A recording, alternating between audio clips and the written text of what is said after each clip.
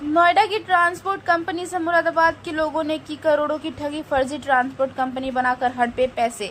5 के खिलाफ रिपोर्ट दर्ज। मामला मुरादाबाद जनपद के सिविल लाइन थाना क्षेत्र के इलाके का है। पुलिस से की गई शिकायत में नोएडा के रहने वाले पीड़ित विनय पांडे पुत्र लल्लन पांडे ने कहा कि पीड़ित की अस्टेंट स्पेस ए नाम ट्रांसपोर्ट कंपनी है। मुरादाबाद के 5 लोग जिसमें सब्बू खान, मोहम्मद सुहैल, शोएब, मोहम्मद यूनुस, मोहम्मद साहबान आए और उनसे अपनी company tasty number 1 company Moradabad में होने की बात कही। उन्होंने कहा कि हमारी कंपनी देश के कई हिस्से में सामान भेजती है।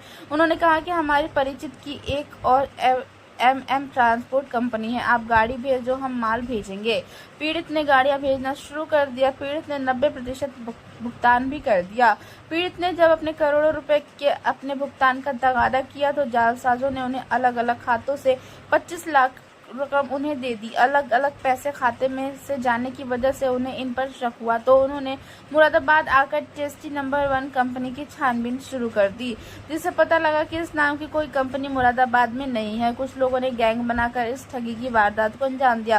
फिलहाल पीड़ित की तरफ से पुलिस को तहरीर देकर 5 लोगों के खिलाफ मुकदमा पंजीकृत कर लिया गया है। पुलिस सभी की तलाश कर रही है।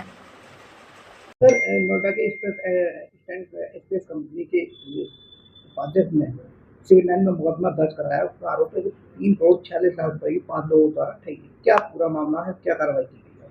देखिए, इसमें एक नोएडा बेस्ड ट्रांसपोर्टर की कंपनी है। उनका ये कहना है कि यहाँ मुरादाबाद के एक लोकल ट्रांसपोर्टर और प्लस प्रोडक्ट सप्लाई करने वाला वाली एक कंपनी है। इन दोनों ने मिलकर के उनके साथ धोखाधड़ी की है। उसमें उनका ये कहना था कि जो प्रोडक्ट सप्लाई करने वाली कंपनी है उनसे टाई अप हुआ उनका कि हमें ट्रक्स चाहिए माल ढुलाई के लिए।